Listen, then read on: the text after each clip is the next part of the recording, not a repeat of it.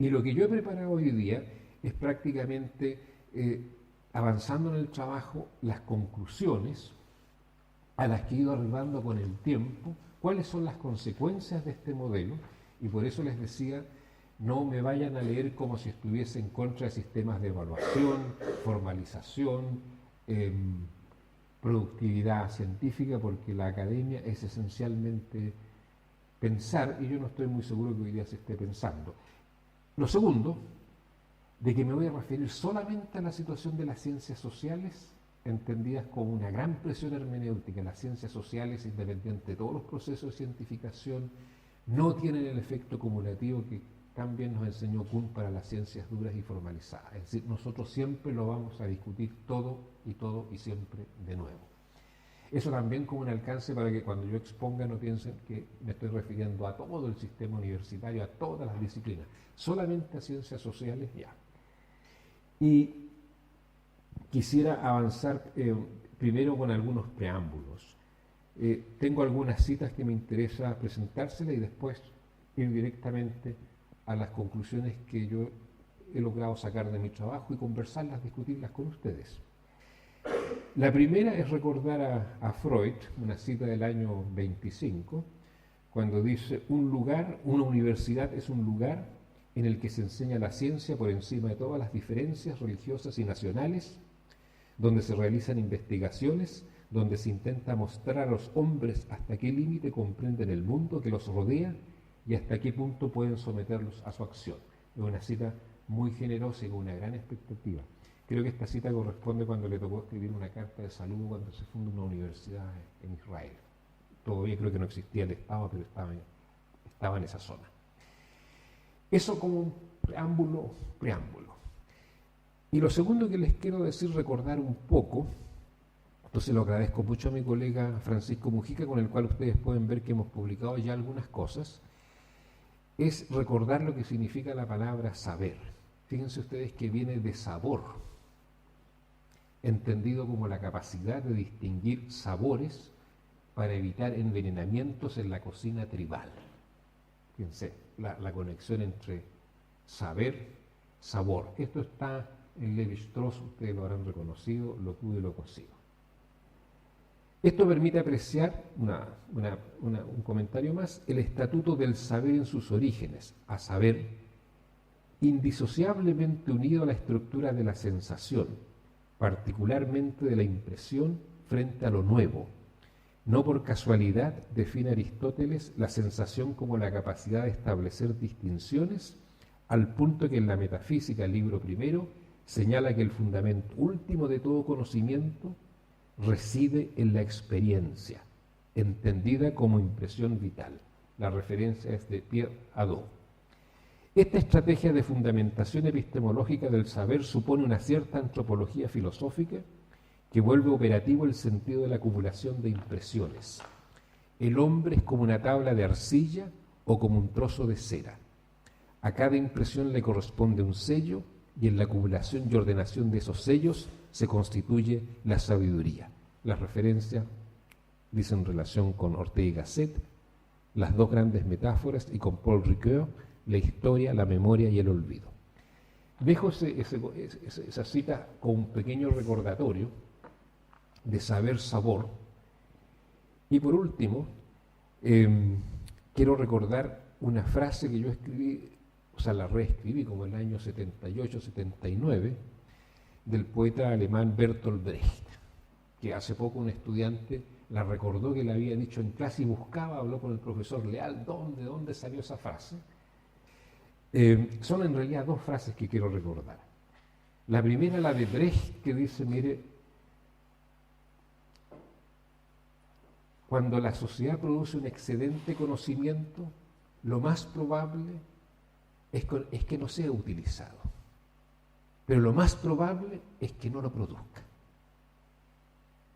Y ahí tenemos un dilema, es decir, la guerra eterna entre razón y realidad, entre concepto y realidad. Cómo la realidad se le escapa al concepto y cuando logra asirlo, a lo mejor esa misma realidad no lo necesita, lo rechaza. Y lo segundo es de un estudiante, ya terminando su carrera, que Maximiliano Letelier, que se acordó de pronto una frase de hace muchos años en un curso sobre estudios postcoloniales, creo, era, bueno, el hombre llegó a la luna, no lo puede explicar la sociología. Técnicamente no lo puedes explicar, pero sí puede reconstruir cómo se llega socialmente allá y cuál es el impacto de haber llegado a la luna. Yo le pido que recuerden un poco para esta ponencia esas citas. Ahora parto, sí.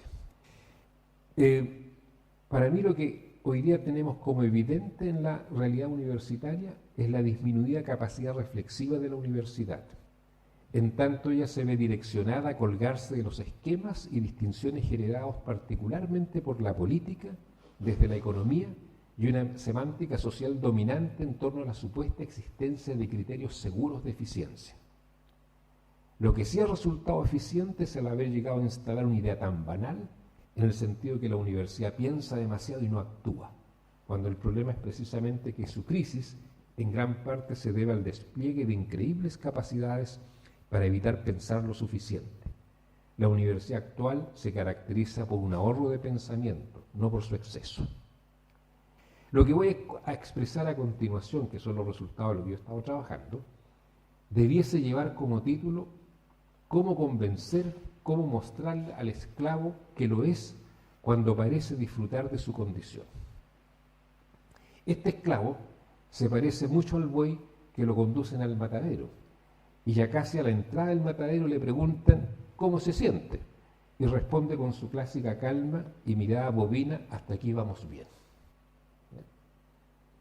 ¿Qué es lo que a mí me interesa destacar? Primero, la degradación del lenguaje. Asistimos al dominio de una bóveda semántica, de envoltorios de palabras, cuya característica esencial es el traslado del lenguaje empresarial para hablar de universidad. Todos hemos escuchado esa frase típica: es tu sueldo. Cuando nos quejamos de esto, es tu sueldo. Si no publicas, es tu sueldo. Voy a los puntos. Respecto a los recursos, asistimos a la neoestratificación de las universidades en torno a la obtención de dinero y prestigio, lo que las obliga a concentrarse en pocas áreas que otorguen la posibilidad de obtener rendimientos económicos. Consecuencia más grave: tendencia a la desaparición de la universidad como entidad total, como universidad que acoge y desarrolla la diversidad a partir de los más diversos paradigmas, con la única exigencia de nivel y rigurosidad. En vez de eso, ¿qué tenemos? Endogamias de todo tipo. Universidades por confesión, clase social, casi por barrio. A las que obtengan menos recursos solo les quedará como precaria función una especie de alfabetización cultural para aquellos que se transforman en residuos sociales, entre comillas. Solo las universidades con capacidad de generación de recursos sobrevivirán.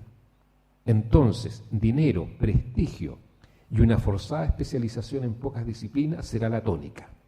La relación entre diversidad y creatividad queda suspendida. Por cierto, se creará también un mercado para la diversidad y aquí nuevamente encontraremos notables diferencias de calidad. Eso respecto a los recursos. 2. El tema de la creatividad. Lo que encuentro más preocupante de esa relación con la creatividad. ¿Saben por qué? Porque esta ya no constituye una fuente de motivación, porque lo que se practica es la ciencia normal anclada en la rutina de lo que siempre se hace para garantizar la obtención de recursos. Pero cuidado, en estricto rigor ni siquiera se trata de ciencia normal, sino que meras prácticas sociotécnicas para obtener recursos. Esto es formas de hacer para ganar un proyecto. Ya veremos lo de las redes. Además afecta a una profunda dimensión ética. ¿Saben por qué?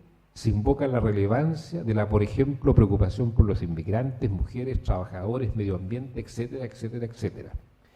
Pero ¿cómo saber si es auténtica preocupación o es meramente un simulacro, una performance, una máscara para aparecer políticamente, socialmente comprometido?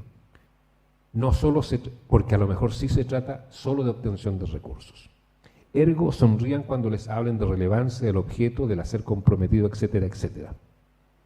Además, en esta obtención de recursos se juega otro candidato, otra figura.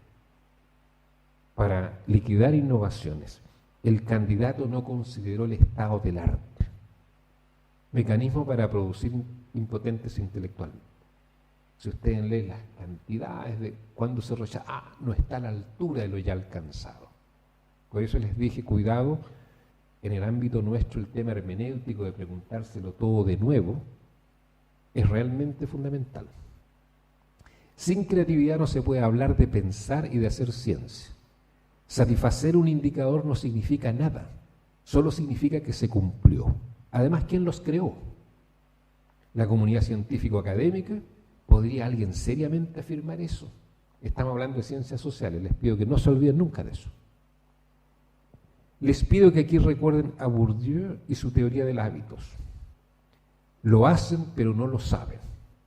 La famosa sentencia de Bourdieu, cuando el chico quiere crecer, se achica. Cuando él estudia el desarrollo de las familias arribistas, bueno, tener menos hijos. Quiero ser grande, me achico. Y no lo sabe, porque el hábito está funcionando, ¿verdad?, de manera casi inconsciente. Ya ha sido por esta lógica penetrado de manera múltiple una y otra vez. Pero curiosamente, no tienen problema alguno en tematizar, en hacer clases, protoinvestigar, como otros han sido dominados y domesticados. Pero la pregunta de mi propia autodominación o domesticación queda en suspenso. Pero él no. Todos los demás están condicionados por el hábito, pero curiosamente, aunque Bourdieu sí se preocupó del tema del hábito de los académicos, curiosamente eso no es parte. Si usted le dice que usted está domesticado, obedeciendo, es sumiso, hay un argumento: el que no se adapta sufre más. Pero no. Freudianamente podría decirse que este individuo eligió adaptarse, sobreadaptarse para no sufrir. Eso cree él. Lo que sí queda en evidencia es que hace sufrir a otros en alianza con el poder. Algún día se investigará este hábito. Es la de un comisario. Lo extraño es que ocurre en la academia. Si combinamos la tesis de Bourdieu con Freud, llegamos inevitablemente a Marx. Recordemos, ideología alemana. No saben lo que hacen. No demos un juicio por lo que dicen, ni siquiera por sus prácticas. Hay lógicas mucho más profundas debajo. Con Freud sí sabemos que su sobreadaptación los hace infelices. A manera de resultado en esta primera o segunda tendencia, solo el esclavo que quiere liberarse puede pensar, pero también el que quiere mantener la dominación pensará un poco, aunque en una cómoda situación. Esto de la comodidad es importante. Fíjense que los poderosos tienen una gracia: nunca se reprimen a sí mismos. Sería extraordinario para la paz social, para la amistad cívica, si sí lo hicieran.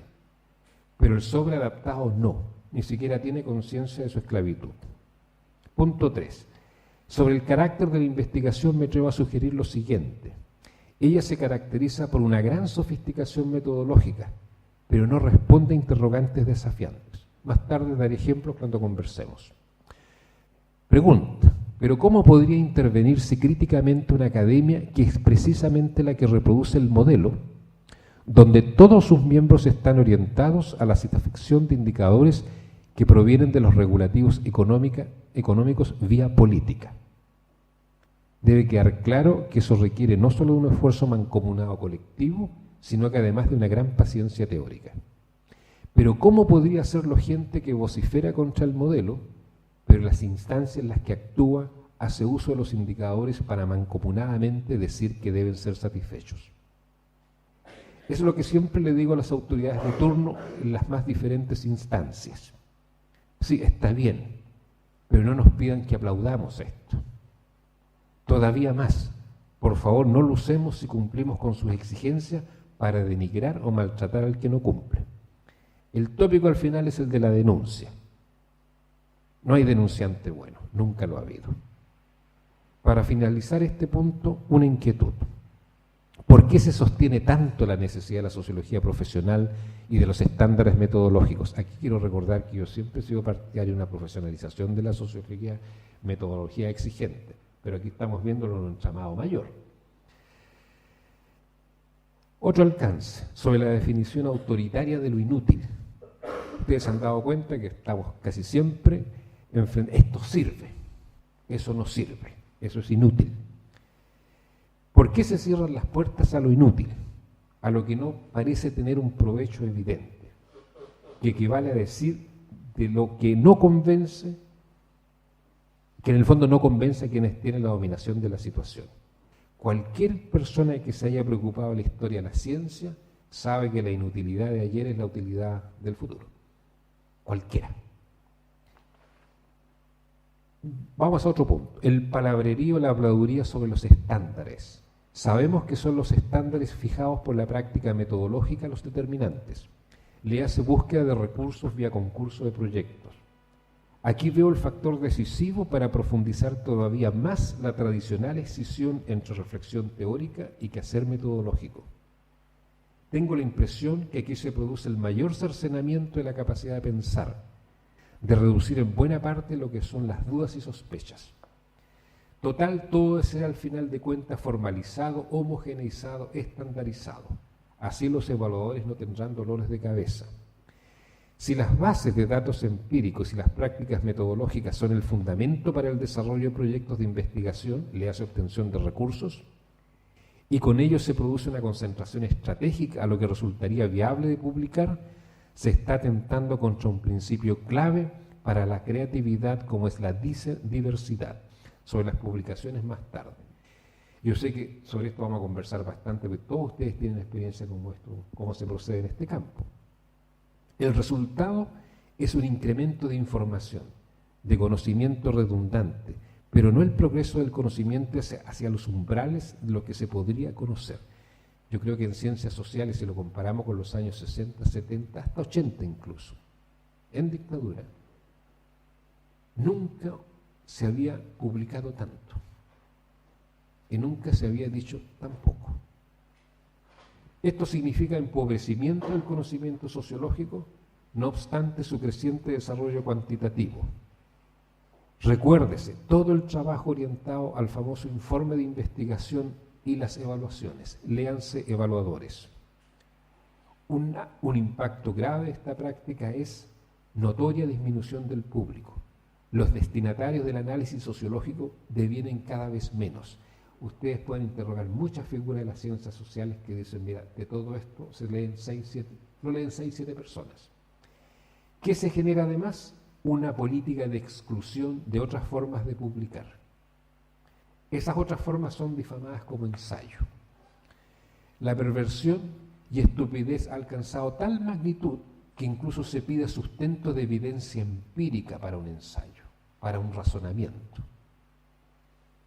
Lo vamos a conversar, lo que piden las revistas. Si no hay un estudio de hace 3, 5 años, no vale. Si usted razona, eso no es importante. Esto ya suele ser práctica habitual de quienes editan, porque hay que acreditar la revista. Otra vez fabricación de reputación para la obtención de recursos. Aquí resulta interesante desde un punto de vista organizacional observar la incongruencia entre semánticas y operaciones reales. Se dice libertad, pero como opera es exactamente lo contrario. Veamos algunos ejemplos. De Ortega y Gasset a Pedro Morandé, pasando por Cardoso, Prebisch, Teutonio dos Santos, Marini, González Casanova, Marcelo Segal, André Gunderfrank, Agustín Cueva, la lista es larga. Sería muy difícil que estas personas hoy día lograsen publicar en este sistema. Les pido que lean los textos de Morandé, Gunderfrank, Marcelo Segal, González Casanova. ¿Qué sucede al final de cuentas? El dominio total de lo que podríamos denominar ciencia normal. No, es mucho más que eso. Es exactamente la domesticación vía actos de rutina. Pregunta, ¿qué puede salir de ahí? Todos devienen especialistas. Diversidad y creatividad como los verdaderos motores del conocimiento científico, del pensar, disminuyen, son bloqueados. Dominan las pequeñas y acuciosas preguntas de investigación. Todo deviene redundante. Las tasas de citación son altas cuando las publicaciones se gestan en una estrecha red internacional especializada. Estos especialistas logran una acumulación de reputación por esta vía que los fuerza a más de lo mismo. Otra vez se trata de cumplir con los indicadores, nada más. Sobre las publicaciones solamente quiero recordar que existen cursos para aprender a escribir científicamente. O sea, si una persona no puede redactar y expresar una idea, y razonar, tener una tesis, una sospecha. Bueno, ¿para qué escribe? Pero otra vez el dominio del formato hace que eso pueda aparecer sin ningún problema. Para finalizar, auscultando una sospecha o respuesta sociológica. Nosotros hemos hablado en nuestros trabajos hemos caracterizado la modernidad latinoamericana como modernidad inducida. Genera como condición el ahorro de pensamiento y su impacto más directo en la sociología. El primado de la política en la construcción social, cuando yo hablo por favor del primado de la política, estamos muy acostumbrados a pensar que se trata de la izquierda. Aquí estoy hablando del primado, o sea, si hablamos de la política de la dictadura, es una regulación política para generar un mercado, no es el mercado espontáneo y libre que se conformó. Solamente a manera de ejemplo, cuando digo el primado de la política en las modernidades periféricas no está remitiendo a la izquierda que se quiere tomar el Estado, como estamos acostumbrados casi por reflejo a comprenderlo. El primado de la política en la construcción social es lo que condiciona de manera fundamental las formas que adquiere el pensamiento sobre lo social en contextos de modernidades periféricas, lo que le otorga a la actividad teórica el estatus o función de racionalización de lo social a partir de lo político, con profundas consecuencias en el plano más genuinamente epistémico o metateórico. Esta situación le otorga a la actividad teórica un carácter extraordinariamente instrumental en detrimento de un pensar libre y abierto. Pero este no es un problema de atributos de personalidad de quienes están en las ciencias sociales. Esa constelación sitúa de una manera muy distinta al pensador en el contexto de una modernidad periférica en comparación a sus pares en los centros. En los centros se tematizan primero los costos de una modernidad modernizante ya alcanzada, aquí cómo llegar a ser modernos. Esto refuerza el carácter instrumentalista de las actividades teóricas. Debemos sí dejar en claro que nuestro diagnóstico poco tiene que ver con sugerir que lo que acontece en América Latina no ocurriese en otra parte. Pero no hemos tenido aquí el tiempo ni la calma por razones estructurales a detenernos a pensar. Esta ansiedad de ser modernos, de estar a la par, no solo nos convierte en enanos intelectuales alienados, sino que nos hace perseguir cada vez más finalidades de acoplamiento absolutamente instrumentales. No obstante, mantener siempre una semántica de ser críticos de la realidad, del sistema, etcétera, etcétera. Esto hace que el talento termine en las políticas públicas. Quien critica ese estatuto aparece como conservador y anacrónico. Veamos el tema de la internacionalización. ¿Cuáles son mis inquietudes? Recordemos, es ese ejercicio permanente el que ha estabilizado la idea de que el pensamiento latinoamericano en sus sucesivas etapas y más diferentes corrientes opera o conlleva siempre el peligro de encontrarse disociado de su propia realidad. Las semánticas y políticas de internacionalización refuerzan la copia e invisibilizan problemas de enorme magnitud. Dudas sobre la internacionalización y creación de redes a raíz del propio problema de la copia reflexiva que ha caracterizado las modernidades periféricas. Contribuye a confundir una práctica como la internacionalización con la aspiración de universalidad de la sociología como ciencia, la cual, sin dejar de ser altamente codependiente del contexto histórico, es eminentemente una problemática epistémica. Lo precisaremos en la conversación. Solo un alcance. Se había avanzado tanto en América Latina. Piénsese en la teoría de la dependencia, que aunque no llegara, sin embargo, a plantear con la radicalidad epistémica suficiente la interrogante por la pretensión de universalidad, sí fue un gran avance. Y hoy la tendencia a la internacionalización confunde esto con la pretensión de universalidad. Resulta un arma de doble filo. Veamos, el rompimiento con una tradición que ha sido muy difícil de generar, lo que sea ha denominado la tradición de la no tradición, haciendo referencia a una invariante siempre presente cuando se trata de pensar desde la periferia, es decir, siempre la preocupación que vamos a pensar al interior de esquemas conceptuales no generados en el mismo contexto.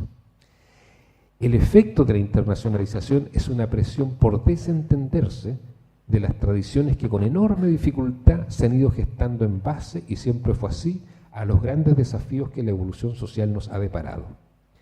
Pero ocurre que para integrar las redes hay que acoplarse a las preguntas de investigación dominantes en los grandes centros de investigación de los países centrales, en particular de Estados Unidos.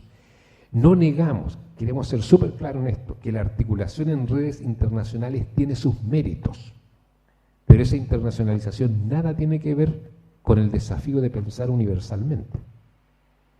Provoca el dominio de los criterios de selección respecto a las estrategias paradigmáticas, pero particularmente respecto a los procedimientos metodológicos. Veamos, respecto al estilo de evaluación que aquí se ha impuesto, podríamos parafrasear lo siguiente. El primero y seguro, qué duda cabe, la evidencia empírica es frágil. El ejercicio de categorización es reducido. No hay una apropiación exhaustiva de las investigaciones realizadas sobre el objeto. Los conceptos no están explicitados. Esto es un entrenamiento comando para ser castrado y no crear. Ahora, recordemos la sonrisa de Medina Chavarría cuando la sociología en los años 50-60 suponía que con la sofisticación de las últimas técnicas de investigación provenientes de Estados Unidos se podría acceder a la realidad. Sonreía Medina Chavarría. Hoy asistimos a otras jergas altamente sofisticadas. Pero valga la pregunta, tal vez no sea imposición, sino que no queda más que asumir el camino de la copia. De más está decir que esto tiene fundamentalmente que ver con la hegemonía de las redes y políticas de publicación norteamericanas. La confusión entre internacionalización y la problemática de la pretensión de universalidad del conocimiento que se quiere científico. Y nuevamente el peligro de la estandarización y la escasez de ideas inteligentes. Porque una cosa es la crítica a un proceso de adopción, recepción prerreflexiva de determinadas formas de pensamiento y estrategias de desarrollo, que según la constelación política que se dé en la estructura social, conllevan a propósitos explícitos o encubiertos de un deseo de ser moderno, configurando una vía a partir del proceso de recepción y por lo tanto se transforman en ideologías que invisibilizan la realidad social en nombre de una cientificidad fundada en un determinado concepto de racionalidad. Aquí yo quiero rescatar cómo autores han puesto el dedo en la llaga con esto. Estoy pensando en Rodó en los años 20 y en Morandé. El recurso a la cultura tiene sus límites, pero también devela que el tema de la racionalidad es un poquito más difícil de lo que se pretende.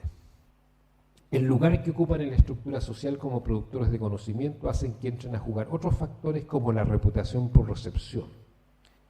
Por ejemplo, y que ahora con el veloz proceso de internacionalización a partir de la experiencia de los centros y sus respectivos efectos en la periferia han contribuido también en el terreno de la ciencia, en el ámbito de las ciencias sociales y de las modas intelectuales, a generar la clase de los global players casi neocibernéticos, donde se repiten los mismos procesos anteriores, es decir, fijación de los criterios en beneficio sobre la base de ser parte del sistema científico mundial, lo cual los hace ganadores de tal proceso, cobrando un especial interés en ellos de alimentarlos permanentemente, por ejemplo, en forma de congresos, publicaciones conjuntas, etcétera, etcétera. Todo esto redunda al final de cuentas en la fijación de indicadores. No me voy a referir a las formas de rechazo que pueden ser muy justas. Por ejemplo, aquí yo rescato lo que he llamado el discurso identitario, los estudios postcoloniales por una epistemología del sur. Pero por combatir un disfraz de lo que se impone como universal, se quedan en el refuerzo de la diferencia de lo específico y no ingresan al terreno por la interrogante que podría significar epistémicamente la fundación de un universal. Resaltar que en la actualidad aquello que hemos designado como actitud o preocupación identitaria cobra especial relevancia por algo que ni siquiera puede compararse con épocas pasadas, en las cuales producto de la carencia de una tradición, ya sea en el sentido gadameriano o popperiano, se dio. Esto es un incremento radical de la copia, no solo de la producción teórica e intelectual de los centros, sino que como nunca antes un traslado ya no solo de semánticas acerca de cómo hacer las cosas, sino que de modelos de universidades de los centros que se caracterizan por ser extremadamente burocráticos y orientados al criterio empresarial. Por eso debiésemos ser cuidadosos con la afirmación que hemos hecho en el transcurso de nuestro trabajo, en el sentido de que hoy aquella actitud sumisa, proreflexiva de copia, va acompañada de un mayor distanciamiento y que no se hubiese rendido al mero criterio instrumentalizador. Habíamos afirmado que tal vez por el incremento en la diferenciación social ese rol quedaba disminuido o era simplemente mucho más mediatizado por un sinfín de instancias intermedias, pero no parece ser el caso.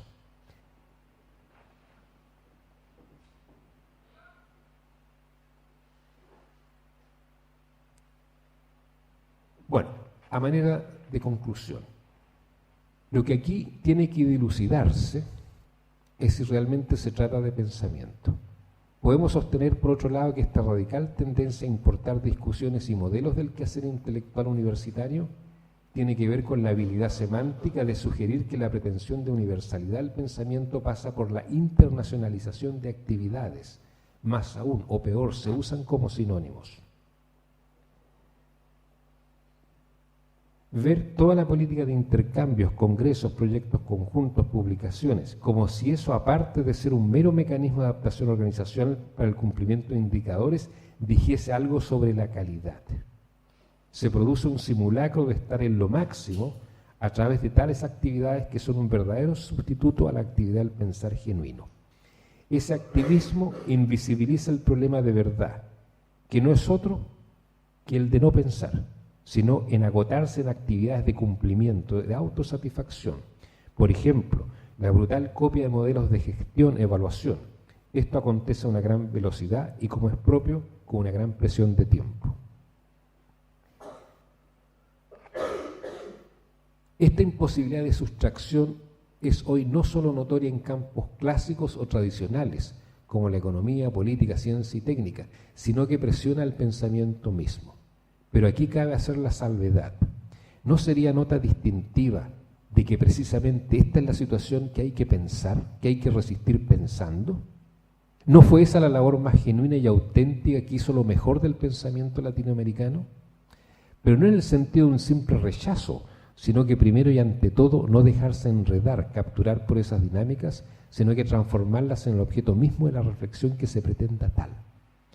En ese sentido, el carácter de nuestra modernidad produce lo que hemos denominado ahorro de pensamiento. Ese desafío era el que caracterizaba al pensar genuino. Ya es suficientemente grave lo que acontece respecto al trasplante de formas de organizar y gestionar los quehaceres universitarios, generando problemas de adecuación precisamente por ese importe de modalidades. Pero lo más grave es que lo que queda estatuido, caracterizado como pensamiento, consiste en caer en la tentación o hacer creer o simplemente creerlo, que porque se produce un inducido proceso de colgamiento de las modas intelectuales, porque se comienza a hablar en una lengua teórica abstracta, en esa jerga, se ha explicado algo del acontecer social, que hasta el uso de tal juego de palabras parece oculto e ignorado.